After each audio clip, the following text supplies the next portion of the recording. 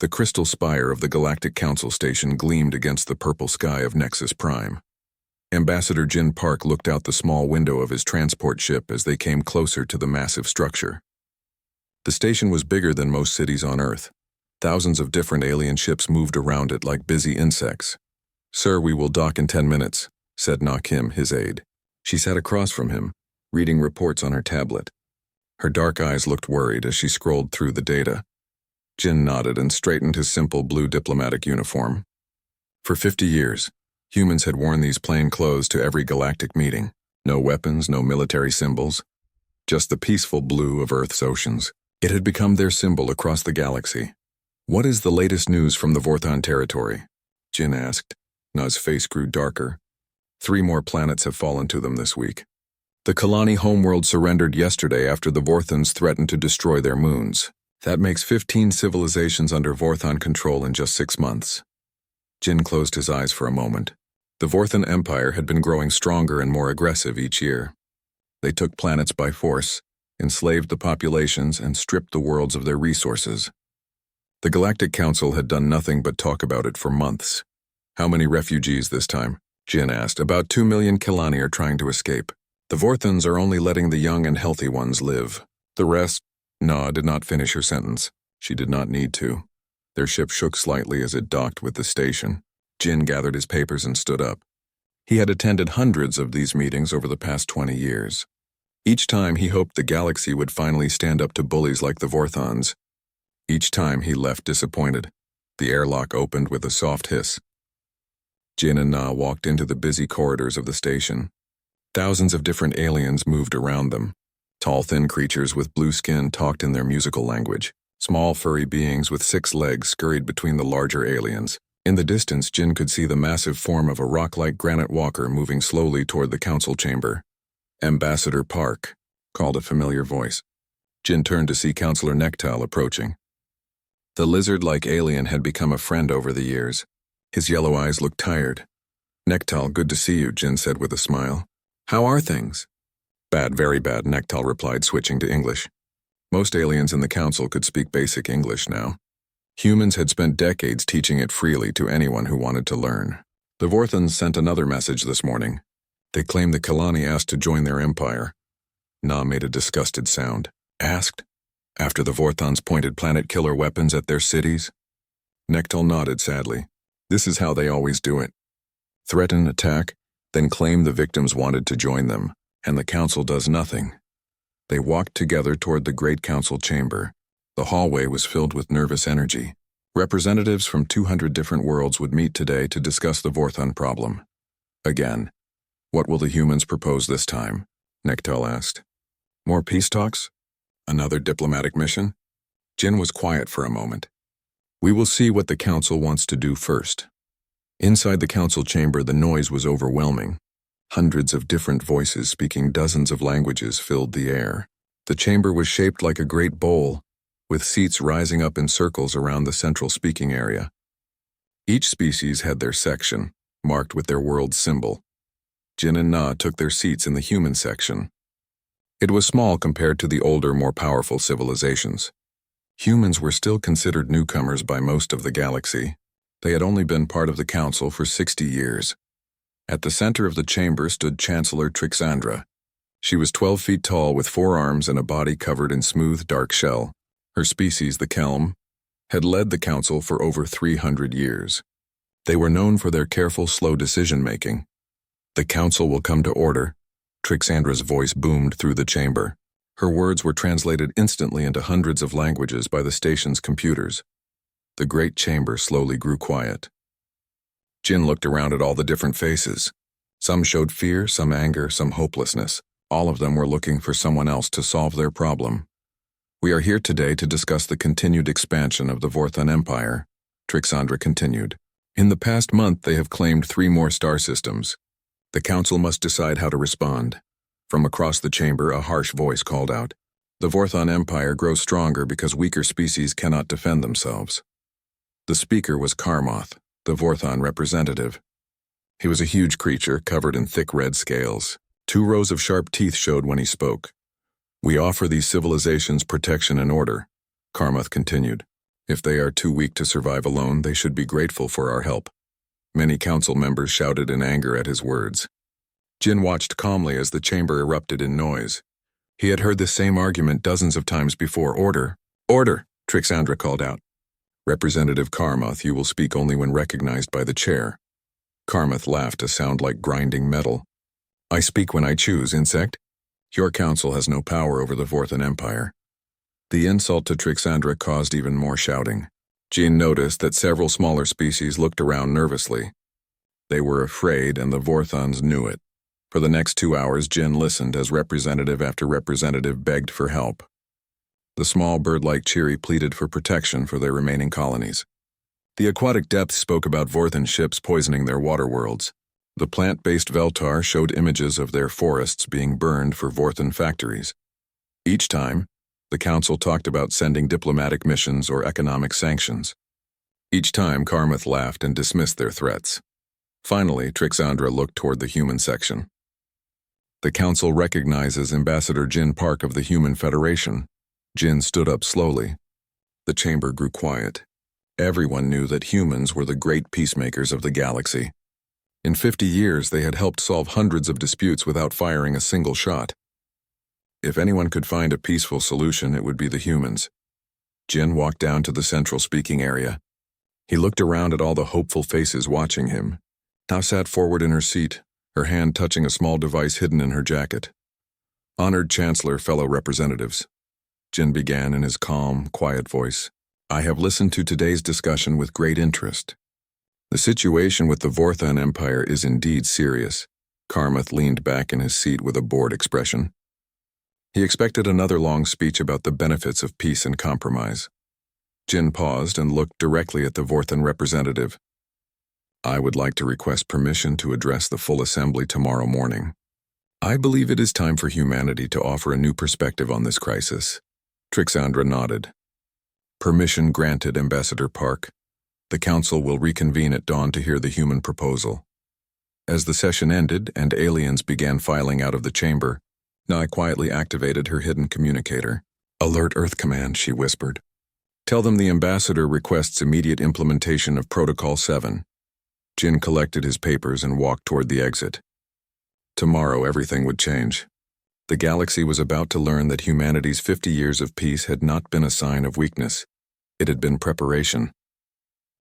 The council chamber buzzed with quiet conversation as representatives took their seats. Dawn light from Nexus Prime's star streamed through the crystal walls, casting rainbow patterns across the floor. Jin Park stood at the central podium, looking calm and ready. Nakim sat in the human section, her tablet connected to a secure communication link with Earth. Around the chamber, aliens whispered about what the humans might propose. Most expected another peace plan or offered to mediate talks with the Vorthons. The council recognizes Ambassador Jin Park, Chancellor Trixandra announced. Her forearms gestured toward the podium. Jin touched a control on the podium, and holographic displays appeared around the chamber. The images showed Vorthan military ships attacking defenseless colonies. Screaming civilians ran from burning cities. Alien children were loaded onto transport ships like cargo. Fellow beings of the council, Jin began, his voice carrying clearly through the chamber. For 3 hours yesterday we heard testimony about Vorthan crimes. Murder, slavery, destruction of entire civilizations. We have all seen these horrors and we have all failed to stop them. Karmoth, the Vorthan representative, laughed loudly. Here comes another human speech about peace and understanding. Tell us, little diplomat, how many strongly worded letters will you send this time? Jin did not look at the Vorthan. Instead, he continued speaking as new images appeared in the holograms. These were different. They showed detailed maps of Vorthan territory with every military base marked. Ship movements tracked across months, secret weapons facilities hidden in asteroid fields. For 50 years, the galaxy has known humanity as mediators and peacekeepers, Jin said. You have trusted us to help solve your conflicts without violence. You have welcomed our diplomats, our scientists, our cultural exchange programs. The images changed again. Now they showed human representatives at hundreds of different alien worlds, scientists studying alien technology, diplomats attending military planning sessions. Cultural experts learning alien languages and customs. What you did not know, Jin continued, is that every peace treaty we helped negotiate included clauses allowing human observers. Every scientific exchange gave us access to your military research. Every cultural program taught us your tactics, your strategies, your weaknesses. A shocked silence fell over the chamber. The aliens began to understand what Jin was saying. The peaceful humans had been gathering intelligence for decades. Dr. Yun Li, please join us, Jin said. A hologram appeared beside Jin. It showed a middle-aged human woman in a military uniform. Behind her, massive screens displayed star charts and fleet movements. Dr. Li is the director of Earth's Strategic Intelligence Division, Jin explained. A division that the galaxy did not know existed until this moment. Dr. Li stepped forward in the hologram. Council members, we have been monitoring galactic military activities for 47 years. We know the location, strength, and capabilities of every fleet in known space. We have detailed files on the military doctrine of all 200 Council species. New holograms appeared, showing alien military bases that were supposed to be secret. The Calm's hidden shipyards, the Granite Walker's asteroid fortresses, the aquatic depths underwater weapons factories. This is impossible, whispered Counselor Nektal. How could you gather such information without us knowing? Jin smiled for the first time that morning. Because you trusted us. When humans offered to help solve your border disputes, you showed us your defensive positions. When we mediated trade conflicts, you explained your supply routes. When we provided medical aid during your wars, you let us see your casualties and tactics. Dr. Li continued the briefing. Every conflict humans helped resolve became a learning opportunity. We studied how each species fights, how they think, how they make decisions under pressure. We learned to predict behavior patterns and strategic responses. The chamber erupted in angry voices. Representatives shouted questions and accusations at Jin. Some called humans spies and liars. Others demanded to know how much Earth knew about their secrets. Silence. Chancellor Trixandra's voice boomed. Ambassador Park, are you saying that humanity has been deceiving the Council for 50 years? Jin's expression became serious. We prefer to call it being prepared. You see, when humanity first joined this council, we asked ourselves a simple question. What if diplomacy fails? What if peaceful solutions are not enough? What if someone like the Vorthans decides that mercy is weakness? The holograms changed once more. This time they showed Earth's solar system. But it looked very different from what the galaxy had seen before. Massive shipyards orbited every planet. Asteroid mining operations stretched across the system. Military bases dotted the moons of Jupiter and Saturn. Admiral Ho Choi, please report, Jin said. Another hologram appeared. A stern-faced human man in a dark uniform stood before a viewport, showing hundreds of warships. The ships were sleek and dangerous-looking, unlike any design the galaxy had seen. Council members, Admiral Choi began. The Earth Defense Fleet currently consists of 3,412 active warships. An additional 8,000 vessels are in various stages of construction across 47 hidden facilities. The aliens stared in shock at the display of human military power. The ships in the hologram were massive, bristling with weapons and armor. These vessels incorporate technology learned from every species in the galaxy, the Admiral continued. We have combined Kelm shield generators with Granite Walker armor plating. Our weapons use Depth's energy focusing systems and Veltar bio-neural targeting computers. Karmoth stood up suddenly, his red scales darker with anger. You lie. Humans have no military capability. You are weak diplomats who hide behind words. Jin turned to face the Vorthan for the first time. That is what we wanted you to think. While you and others like you saw us as harmless mediators, we were learning everything we could about galactic warfare. We studied every battle, analyzed every strategy, improved every technology, but why? Asked a small voice from the cheery section. Why did you hide this from us? Jin's expression softened as he looked at the bird-like aliens. Because we hoped we would never need it. For 50 years, we tried to solve every conflict through peace. We wanted to prove that different species could work together without violence. He gestured toward the images of Vorthan destruction still floating in the chamber. But some beings cannot be reasoned with. Some civilizations only understand force. The Vorthans have shown us that diplomacy alone is not enough to protect the innocent. Nakim stood up in the human section and activated her tablet. New information appeared on the main displays. It showed real-time tracking of Vorthan fleet movements, detailed analysis of their weapon systems, and complete maps of their territory. We know where every Vorthan ship is right now, Jin said calmly. We know their patrol routes, their supply lines, their communication codes. We have been watching them for years, waiting to see if they would choose peace or war. This is madness, Karmath snarled. Even if you have ships, you are still just one species. The Vorthon Empire controls 20 star systems. We have allies throughout the galaxy. Jin nodded thoughtfully. You are correct that you have allies. 12 species provide you with resources in exchange for protection from your threats. We know who they are, what they provide, and where their facilities are located. The hologram showed detailed intelligence files on each of the Vorthon Empire's supporters. Secret deals, hidden agreements, and covert supply routes were all displayed for the Council to see. The difference between the Vorthon Empire and the Human Federation, Jin continued, is that your allies serve you out of fear. Our allies will fight beside us because they choose to. Dr. Lee stepped forward again. 37 species have secretly signed mutual defense treaties with Earth. They knew about our military capabilities and chose to trust us rather than fear us. Around the chamber, certain representatives nodded slightly. The galaxy was learning that humanity had been building not just a military force, but a network of willing allies. Jin raised his voice so every being in the chamber could hear him clearly.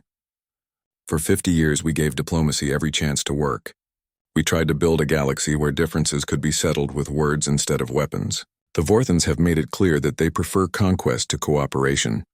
He paused and looked directly at Karmath. So humanity must make a choice. We can continue to watch as innocents suffer and die, or we can do what we have been preparing to do for 5 decades.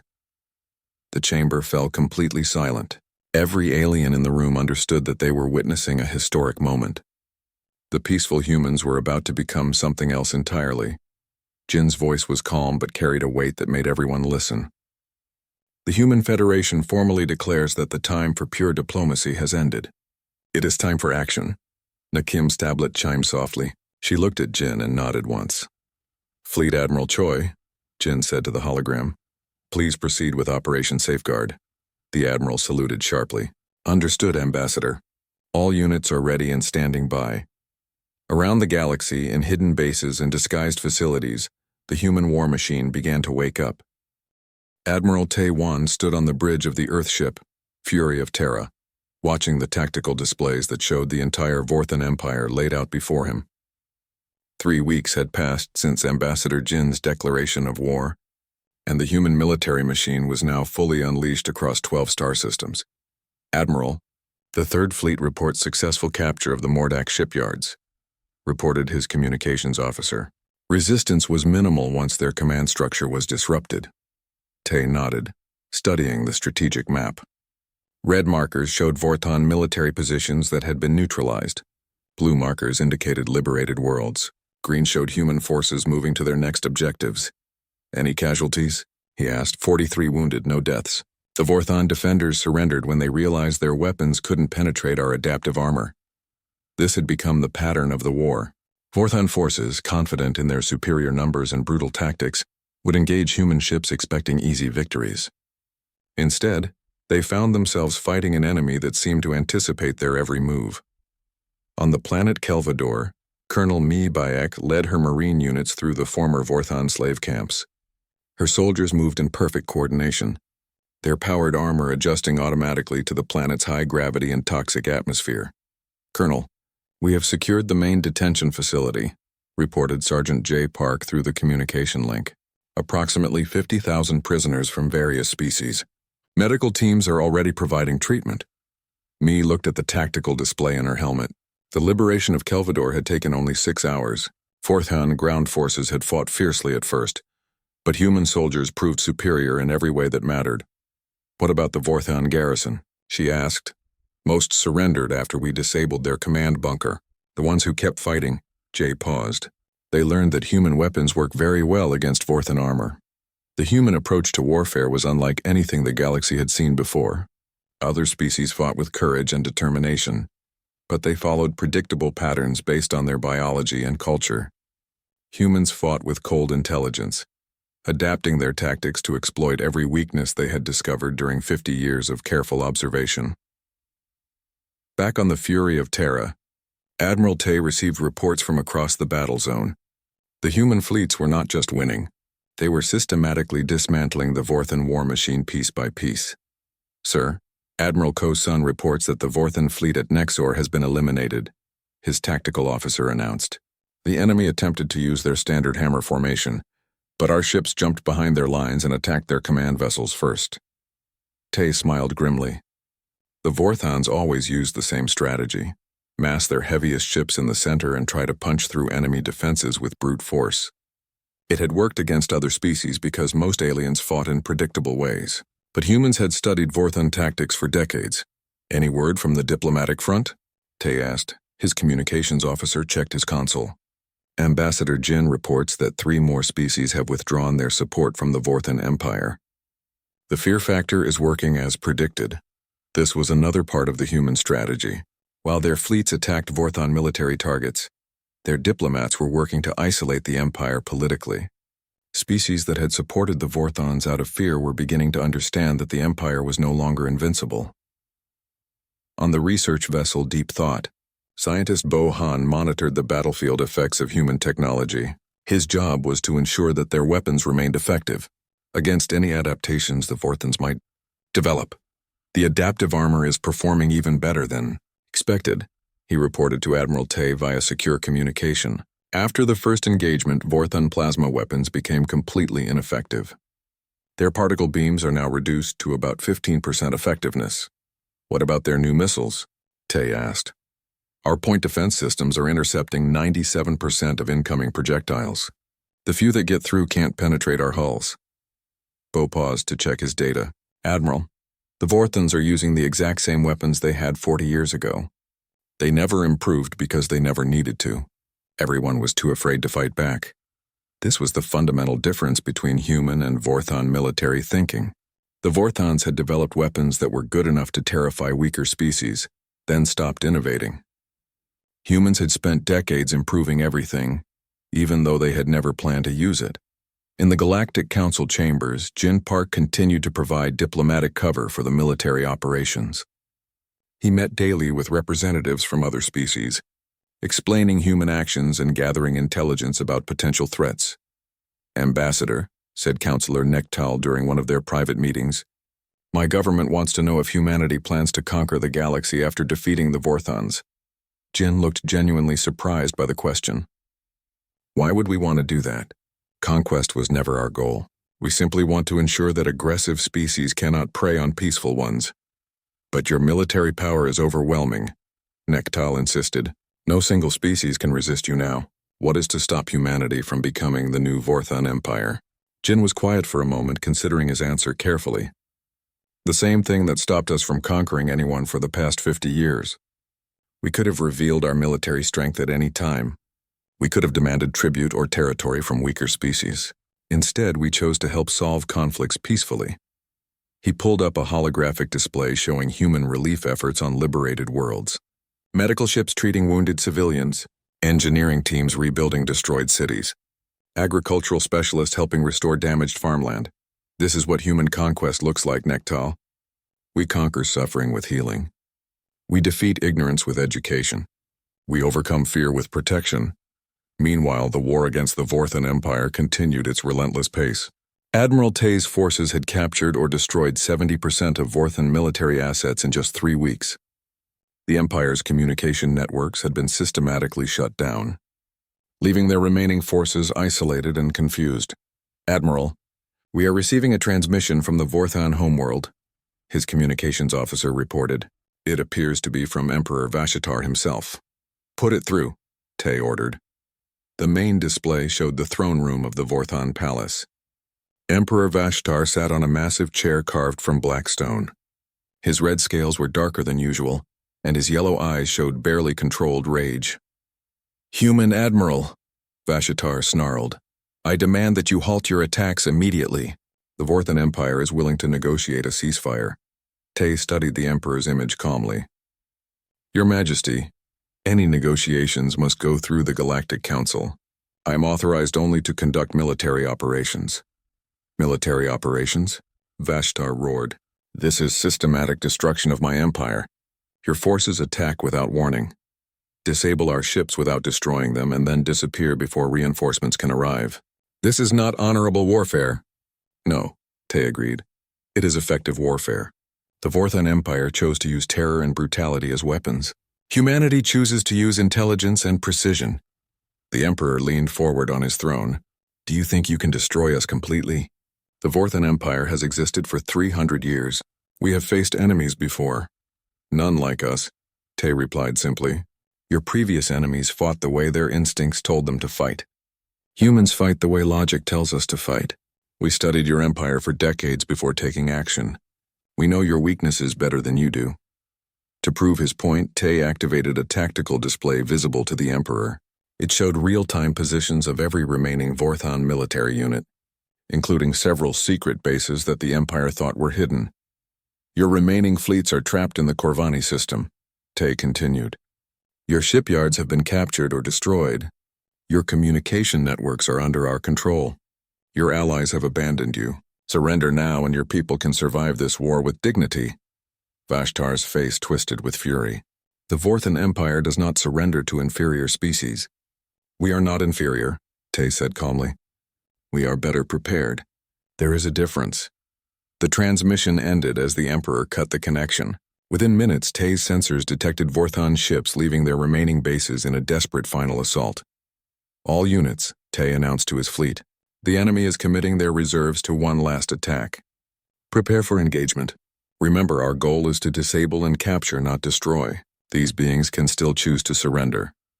The final battle of the war was about to begin, but unlike their enemies, the humans were ready for it. They had been ready for 50 years.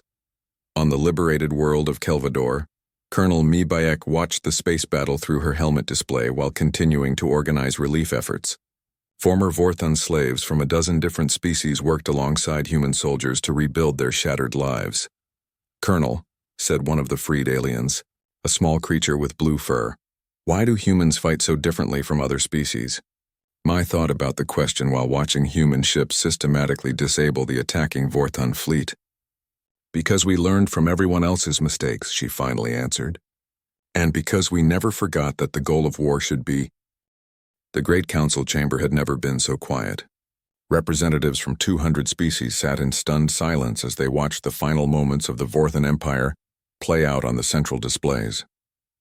Emperor Vashtar's last fleet had been defeated in less than 2 hours, and now the Emperor himself knelt before Admiral Taiwan on the bridge of his captured flagship. I surrender, Vashtar said, his voice barely a whisper. The mighty Emperor, who had terrorized the galaxy for decades now, looked small and broken. The Vorthon Empire surrenders unconditionally to the Human Federation. Jin Park stood at the council podium, watching the scene with no expression of triumph or satisfaction. Around him, aliens who had lived in fear of the Vorthons for generations struggled to believe what they were seeing. The war is over, Jin announced to the chamber. Total duration 28 days. Vorthon military forces have been completely neutralized. Their empire has ceased to exist as a military threat. Chancellor Trixandra spoke for the entire council when she asked, "What happens now, Ambassador Park?" Jin touched his podium controls and new displays appeared around the chamber. These showed human medical ships arriving at former Vorthon slave worlds. Engineers were rebuilding destroyed cities. Agricultural specialists were helping restore damaged ecosystems. Now comes the hard part, Jin replied. Winning a war is simple compared to building a lasting peace. The Vorthon Empire enslaved 43 species across 20 star systems. Millions of beings need medical care, food, housing, and hope for the future. Dr. Sol Kang appeared in a new hologram. Behind him, former Vorthon prisoners were being treated in a massive medical facility. Aliens from dozens of species worked together with human doctors to save lives. We have established emergency aid stations on every liberated world, Dr. Kang reported. Our xenobiology teams are providing medical care adapted for each species' unique needs. So far, we have treated over 3 million patients. The medical aid is just the beginning, Jin continued. These worlds need infrastructure, education systems, and economic development. Most importantly, they need security so that something like the Vorthon Empire can never threaten them again. A small voice spoke from the cheery section. Will humans protect us from future threats? Our species is too weak to defend ourselves. Jin looked at the bird-like aliens with genuine compassion. The galaxy has learned an important lesson from this war. Peace cannot exist without the ability to defend it. Diplomacy only works when backed by the credible threat of force. He gestured to the tactical displays still showing human fleets positioned throughout former Vorthon territory. Humanity will maintain the peace but not as conquerors. We will serve as guardians, protectors of those who cannot protect themselves. Councillor Nektal raised his hand. Ambassador, your military power now exceeds that of all other species combined. What guarantee do we have that humanity will not become the next Vorthon Empire? The question hung in the air like a challenge. Every alien in the chamber waited to hear Jin's answer. The same guarantee you have had for the past 50 years, Jin replied calmly. Our actions. Humans have possessed this military capability for decades without using it for conquest. We revealed it only when peaceful species faced extinction at the hands of aggressors. Na Kim stood up and activated her tablet.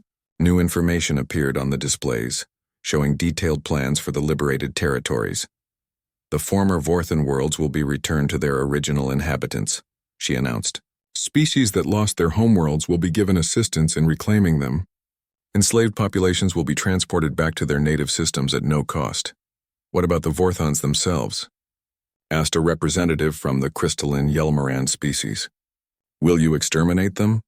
Jin shook his head. Genocide is not justice. The Vorthon people will be given the opportunity to build a new society, based on cooperation rather than conquest. Those guilty of war crimes will face trial. The rest will be helped to find a better way of living. Admiral Taewan's hologram appeared in the chamber. Behind him, former Vorthon soldiers were being processed at a detention facility. But instead of punishment, they were receiving education about other cultures and ways of life. Many Vorthons are cooperating with reconstruction efforts, the Admiral reported. They are learning that strength can be used to build rather than destroy. Some have asked to join human forces as peacekeepers. Jin nodded approvingly. This brings us to the most important question facing the galaxy. How do we prevent future wars while preserving the independence of each species? He touched his controls, and a new display appeared showing a proposed structure for galactic governance. Humanity proposes the creation of a galactic protection force, Jin announced. This organization will be composed of volunteers from all species, trained in human military doctrine, and equipped with the technology needed to stop aggression. Quickly and decisively, the chamber erupted in discussion as representatives debated the implications of Jin's proposal. Who will command this force? Demanded a representative from the militant Corzon species. Who decides when to use it? The Galactic Council, Jin replied, but with new rules. Any species that commits acts of unprovoked aggression will face immediate military response. Any species that enslaves others will be stopped by force. Any species that threatens civilians will be neutralized. Chancellor Trixandra's four arms gestured for quiet. And if the Council disagrees with human assessment of a threat? Jin was quiet for a moment before answering. Then humanity will act alone as we did with the Vorthons. We will not stand by and watch innocents suffer while politicians debate and delay. The blunt honesty of his statement sent a chill through the chamber. The aliens understood that they were not just witnessing the end of one empire, but the beginning of a new galactic order. This is a fundamental change in how our galaxy operates, observed the elderly Veltar representative. For millennia, each species has been responsible for its own defense. Now you propose that humanity will defend everyone. Not just humanity, Jin corrected. Any species that chooses to be part of the solution rather than part of the problem. The Galactic Protection Force will welcome volunteers from all peaceful civilizations. Dr. Yun Li's hologram stepped forward. We have already received applications from 37 species that want to contribute ships and personnel to the Protection Force. The response has been overwhelmingly positive. Na Kim added, training facilities are being established in neutral space. Human instructors will teach advanced tactics and technology to allied forces. No species will be forced to participate, but those who do will help ensure galactic stability. A new voice spoke from the back of the chamber. It was Zara, a representative from one of the species that had been enslaved by the Vorthons. My people lived as slaves for 20 years, she said, her voice strong despite her small size. We watched our children taken away. Our elders worked to death, our culture nearly destroyed. If humans are willing to prevent this from happening to others, then we will gladly serve alongside them. Similar voices rose from around the chamber. Species that had suffered under Vorthon rule expressed their support for the human plan. Even some who had never been directly threatened began to see the wisdom in preventing future conflicts. "There is one more thing the Council should know," Jin said, as the voices died down. He activated a final display that showed star charts of the entire known galaxy. The Vorthan Empire was not the only aggressive civilization in our galaxy. Human intelligence has identified 47 other species or factions that pose potential threats to peaceful worlds. We have been monitoring them all. The display highlighted various regions where other militant species were building their strength. Some had been waiting for the Vorthans to weaken other civilizations before making their own moves. "The fall of the Vorthan Empire will create a power vacuum," Jin explained. "Other would-be conquerors will try to fill it, unless they understand that the galaxy now has effective protection." Admiral Tay's hologram spoke again. "Human fleets are already moving to monitor these potential threats. We will give them the same choice we gave the Vorthans: live in peace or face the consequences." Jin looked around the chamber at all the different faces watching him. Some showed fear, some hope, some suspicion. All of them were trying to understand what this new reality meant for their species. "Honored representatives," he said in conclusion, "humanity did not seek this responsibility. We would have preferred to remain mediators and peacekeepers. But the galaxy has shown us that some problems cannot be solved with words alone." He gestured toward the images of liberated worlds where former slaves were beginning to rebuild their lives. "We have seen what happens when good beings do nothing while evil ones act. We have learned that peace without strength is just a pause between wars. So humanity chooses to be strong so that others can afford to be peaceful." Chancellor Trixandra stood up slowly, her forearms spread wide. "The Council will need time to consider these proposals." "Of course," Jin agreed. "But while you deliberate, the Protection Force will continue its mission. The safety of innocent beings cannot wait for political processes." As the session ended, and representatives began filing out of the chamber, many stopped too. The silence in the council chamber was so complete that aliens could hear their own heartbeats. Jin Park stood at the central podium, his calm expression unchanged. Around him, 200 different species waited to hear what the peaceful humans would do next. "Fellow beings of the galaxy," Jin began, his voice carrying to every corner of the chamber, "humanity has spent 50 years trying to build peace through understanding. We believed that reason could triumph over violence. We hoped that cooperation could replace conquest." He gestured toward the holographic displays still showing Vorthan atrocities. "Burning cities and slave populations destroyed worlds. The Vorthan Empire has proven us wrong. They understand only strength. They respect only power. They respond only to force." Jin's voice grew stronger with each word. "Very well. If that is the language they choose to speak, then humanity will speak it fluently." Jin turned to face Karmoth directly. The massive Vorthan representative leaned forward in his seat, red scales gleaming under the chamber lights. "For too long, beings like you have mistaken human kindness for weakness," Jin said. "You have confused our patience with fear. You have assumed that because we choose peace, we cannot choose war." He paused and looked around the entire chamber, making eye contact with representatives from dozens of species. "You are about to learn how wrong you have been." Jin raised his voice until it filled the chamber like thunder. "The time for diplomatic solutions has ended. The time for peaceful negotiations is over. The Vorthan Empire has forced humanity to abandon the path of words." He pointed directly at Karmoth. "It is time for war." The words hit the chamber like a physical blow. These 3 words had never been spoken by a human representative in the entire history of the Galactic Council. Aliens gasped, cried out, or fell silent in shock. Karmoth laughed harshly. "Finally! The little humans show their true nature. But words are not weapons, Diplomat. Your pretty speeches will not save the weak species you claim to protect." As if responding to his challenge, the crystal walls of the chamber suddenly darkened. Outside, shapes began to materialize from empty space. Ship after ship appeared as stealth fields deactivated around them. Captain Resong of the Earth vessel Silent Thunder, requesting permission to transmit, came a voice through the chamber's communication system. Jin touched his podium controls. "Permission granted, Captain." A new hologram appeared in the chamber. It showed a young human woman in a dark uniform standing on the bridge of a warship. Behind her, the command crew worked at stations filled with advanced technology. "Council members," Captain Ree said, The Silent Thunder and her escort fleet have been monitoring this session from stealth positions around the station. We are transmitting visual confirmation of our presence. The chamber's main display switched to an external view of the station. Dozens of human warships hung in space around the crystal spire. Their dark hulls seemed to absorb light, making them look like predators waiting to strike. These ships have been here for 6 hours, Captain Ree continued. Your sensors did not detect us because human stealth technology is 50 years more advanced than anything else in the galaxy. Panic spread through the chamber.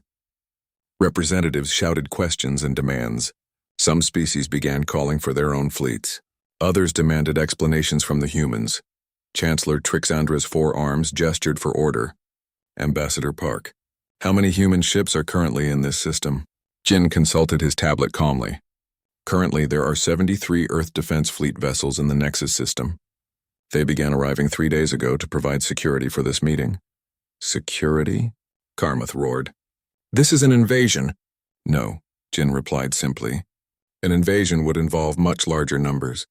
This is a demonstration. Dr. Yun Li's hologram stepped forward again. If the Council would like to see what an actual human military deployment looks like, I can show you our forces gathering in the Outer Rim. New images filled the chamber.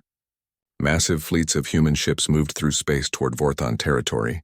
Thousands of vessels in organized formations, escorted by carriers launching fighter craft.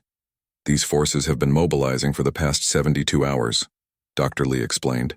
They include the 1st, 3rd, and 7th battle fleets plus specialist units for planetary operations. Scientist Bo Han appeared in another hologram. He stood in what looked like a research laboratory, surrounded by advanced equipment. Council members, Bo said, I am transmitting specifications for the technology that human forces will employ against the Vorthon Empire. Technical displays appeared around the chamber. Weapons that could punch through any known armor. Shields that adapted to enemy fire. Ships that could travel faster than anything else in known space. Our adaptive armor systems learn from incoming attacks, Bo explained. After the first few shots, Vorthon weapons will become ineffective. Our quantum targeting computers can track and engage thousands of targets simultaneously. Our ships can jump in and out of hyperspace with precision no other species has achieved. More importantly, Bo continued, our artificial intelligence tactical systems have been fed combat data from every war in galactic history. They can predict and counter battle strategies from any known species. Karmath stood up, his massive form towering over nearby representatives. Impossible. Your technology cannot be so advanced.